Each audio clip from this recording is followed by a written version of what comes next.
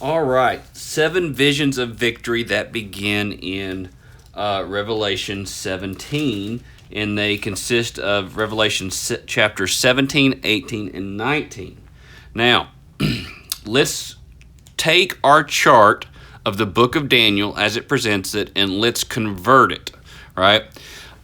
Most people, when they read the book of Daniel, they read it, and it's very explicit that in the time of this fourth kingdom, this king's reign is going to be established, and it's never going to end. And this causes people to do massive gymnastics with the book of Daniel because they start deciding, I've messed up my little Pac-Man ghost, right? They start deciding that, well, the kingdom didn't come in the days of this Roman Empire. And so that's where you get all these end time views that talk about the kingdom, the empire of Rome is going to be resurrected because the reign of the Son of Man is supposed to come in the days of Rome. I'm not suggesting that that would be the only argument that they would make, but that's part of what's going on, and it's misunderstandings like these is why end times discussions become so amazingly complicated, and you end up with a timeline chart that stretches literally around an entire room. And what they don't understand is that the eternal kingdom did come in the days of Rome. It is going on right now. This king came, he established his kingdom, and he is reigning. So let's just convert this, because once we come to the New Testament, we get a more clear understanding of how this played out.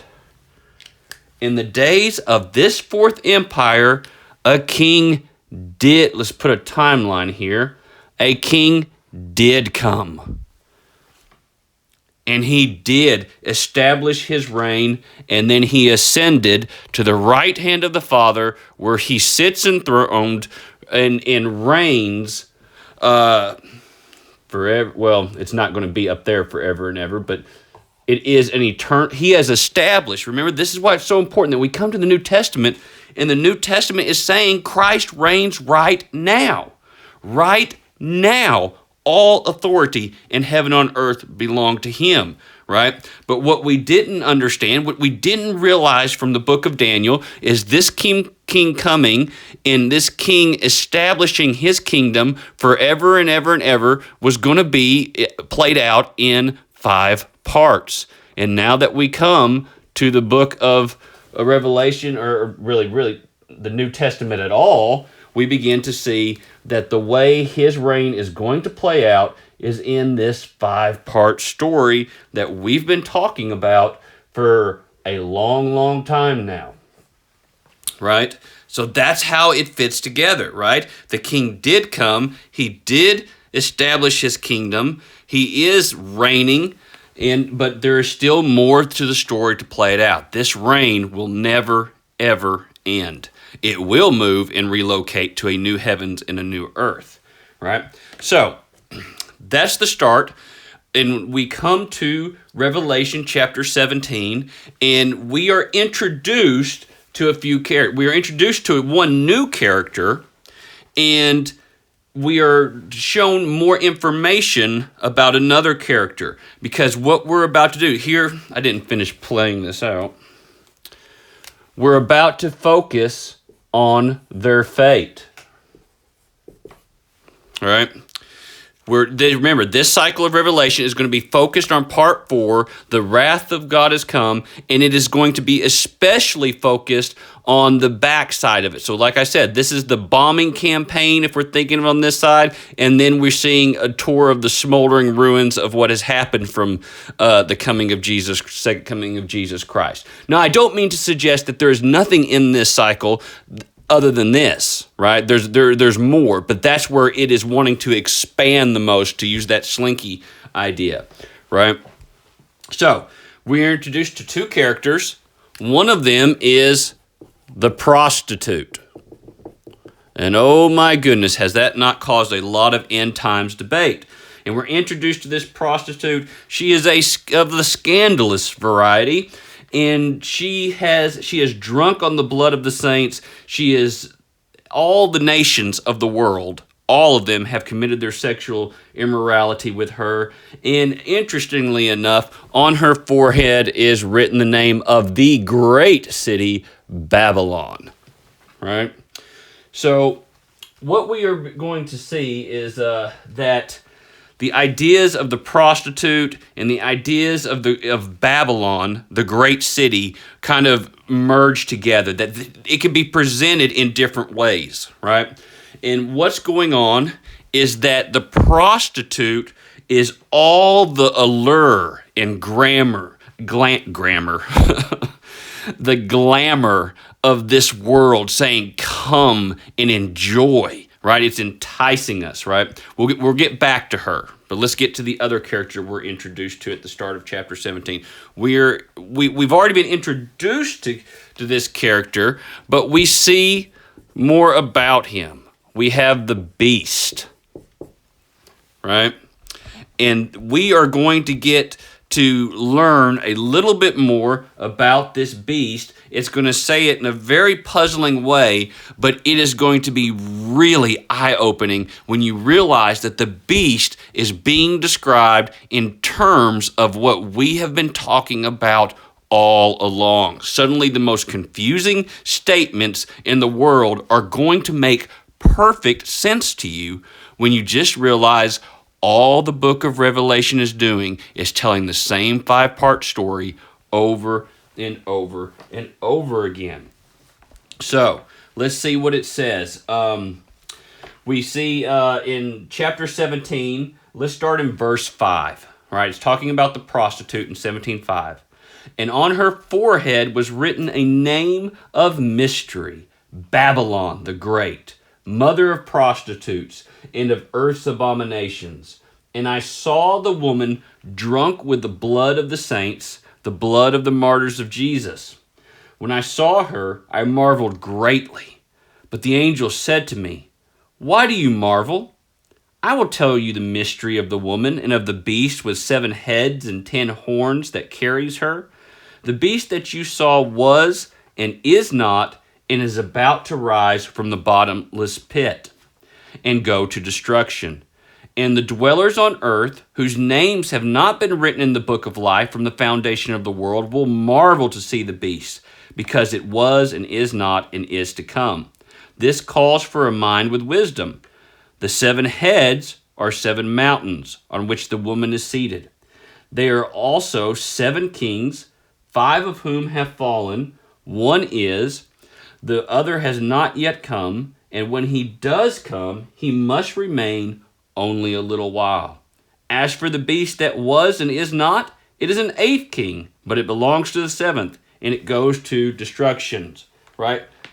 Let's keep going. "And the 10 horns that you saw are 10 kings who have not yet received royal power, but they are to receive authority as kings for 1 hour together with the beast. These are of one mind, and they hand over their power and authority to the beast. They will make war on the Lamb, and the Lamb will conquer them. For he is Lord of lords and King of kings, and those with him are called and chosen and faithful." All right, now, you get all that? Right, just crystal clear, right? And that we got this beast that it was and is not and is to come, and he is not now, but one of his heads are now, but then he's going to have another head, and it's going to have these horns, right? It seems like so baffling. But I want us to slow down and realize what he's talking about. And it's when you start to see this unfold, and you start to see that reading the book of Revelation in this way makes sense out of one of the most confounding passages in the book of Revelation, I think this is a selling point. So let me do a little bit more of my art. All right, how do we want to do this? We'll have a big tail, make it kind of like a brontosaurus or a dragon kind of thing. This is his foot. Right here, y'all can see the development of this creature. All right, we got another foot. I want high quality stuff here. So I'm going to take the time. I'm going to take the time to draw an excellent creature of horror. All right, so here's the beast. He's scary. If you're not scared, you don't have your senses, because it's scary. All right? Now, let's think about this. All right? Some of the statements it makes. Let's reread our thing, and let's slowly consider how it's exactly what we've been talking about, right? So he's going to tell you the mystery of this beast. And the beast that you saw, it was and is not and is about to rise from the bottomless pit. Let's think about it. It was. Historically, this was something going on. Bam. It got its tail kicked by the coming of the king. Remember, the beast is depicting kingdoms, right? Wicked, demonic, twisted, that it's man was meant to have dominion, but not like this. This is a twisted caricature of what the dominion of man was supposed to be, not the glory of the reign of the Son of Man. And he was conquered, right? Remember, the beast had a fatal wound that he's going to later recover from, right? So what do we see? This beast it used to be able to reign. Now it cannot anymore, but one day it will. Right? It's the same thing we've been talking about over and over. Our king came and threw this creature down, this demonic reigning in authority, and now it cannot exercise that kind of power the way I'm skipping ahead, the power the way it used to, but one day, and what does it say about it? It's about to rise from the abyss. We have seen over and over and over right here at this part of the story that the abyss is opened up, the demonic forces come out, the beast rise from the waters, right? And just over and over and over again, that rise from the abyss is talking about that. So that's what we see. He was, he is not, but he will be, right? It's not complicated, right? So, where are we at here? And the dwellers on earth whose names have not been written in the book of life from the foundation of the world will marvel to see the beast, because it was and is not and is to come. Now pause.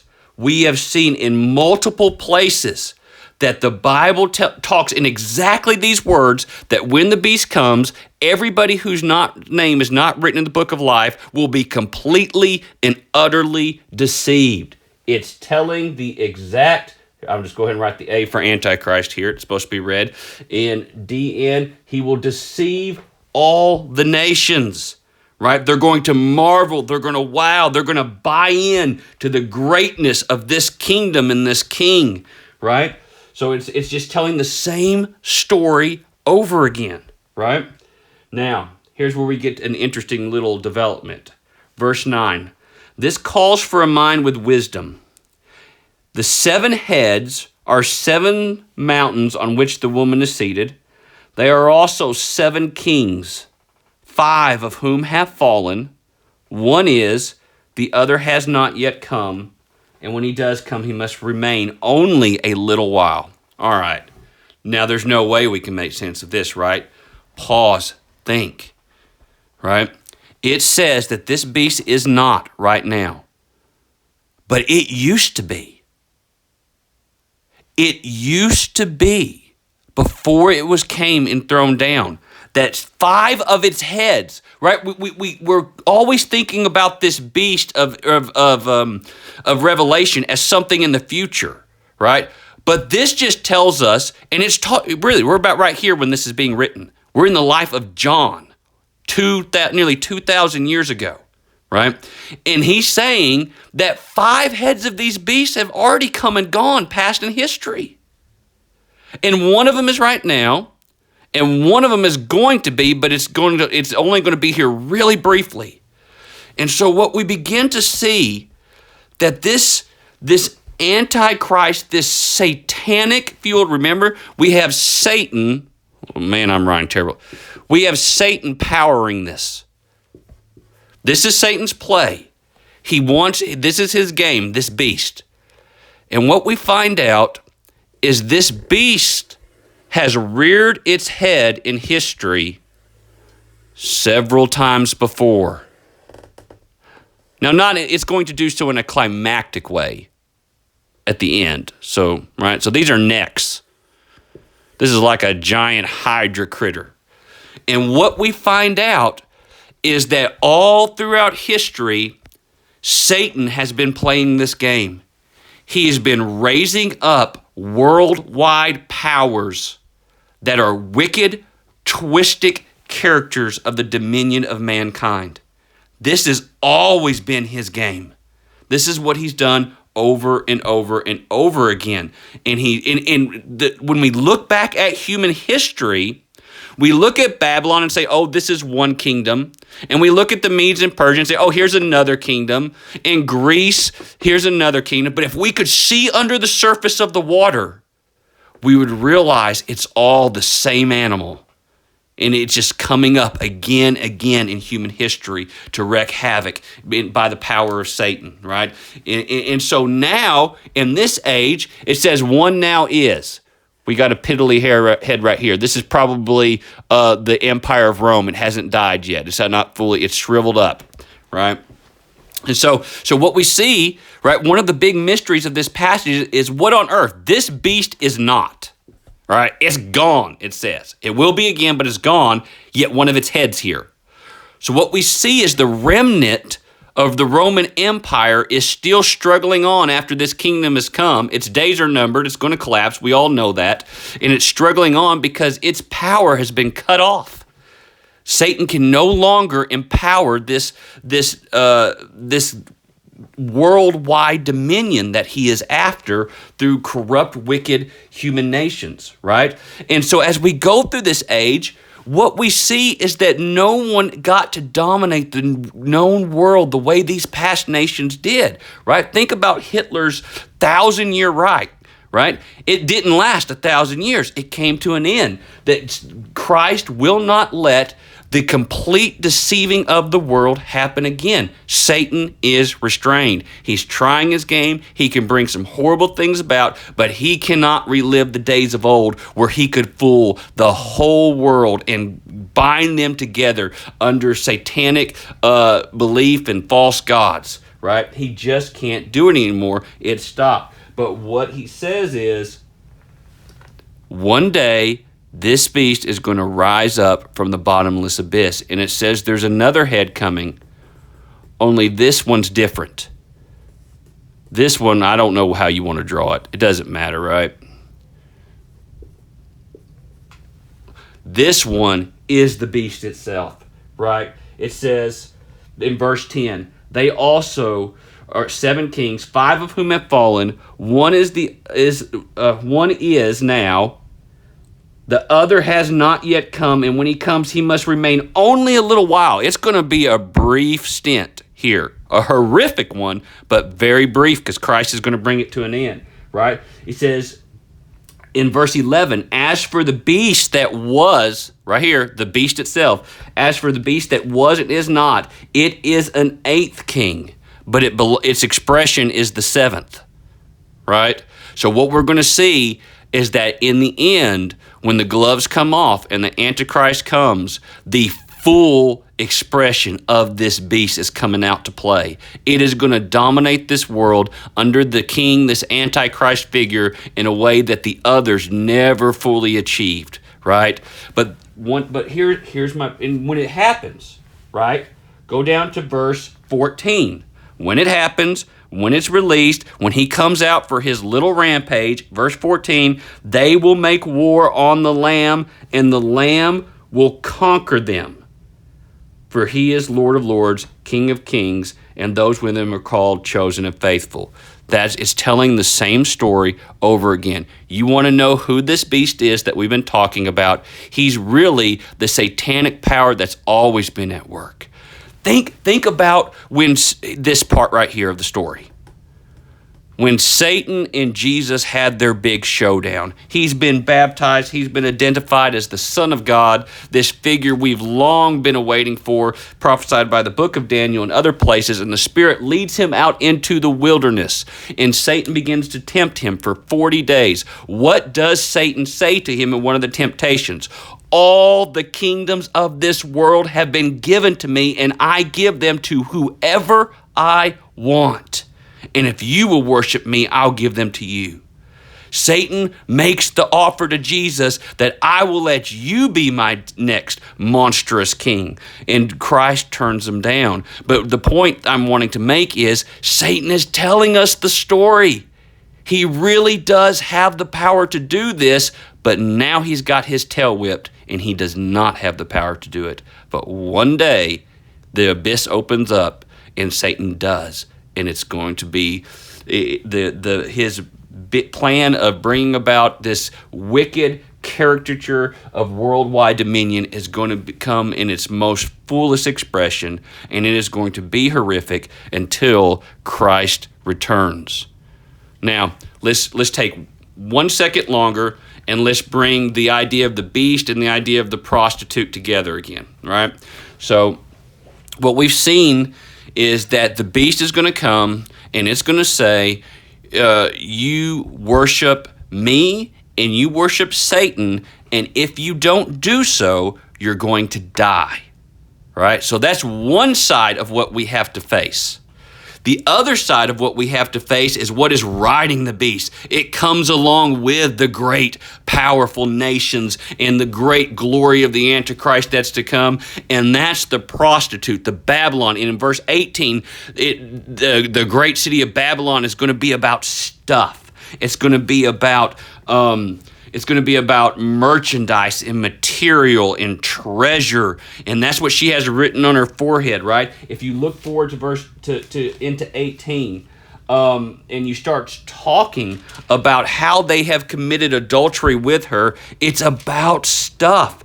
And it starts to showing her fate and her destruction, and what it amounts to is the merchants of the world are weeping. We're not going to read all of chapter 18. You read chapter 18, and what you're going to see is that when this Babylon is destroyed, it's all about material wealth. And so what we see is this combination of the prostitute and the beast is what Christians are going to have to face, partially in this age, but really climactically here. And that is this story. We have two things sitting right in front of us. One is a government that puts a gun to your head and says, you say that the Antichrist or Satan or the beast is Lord of all, or I'm going to pull this trigger. And right next to the man with the gun is the prostitute saying, if you will just join us, look at the pleasure you can have. Look at the things you can have. Look at the life you can live. You can choose. You have to choose. You can choose a bullet or you can choose the good life.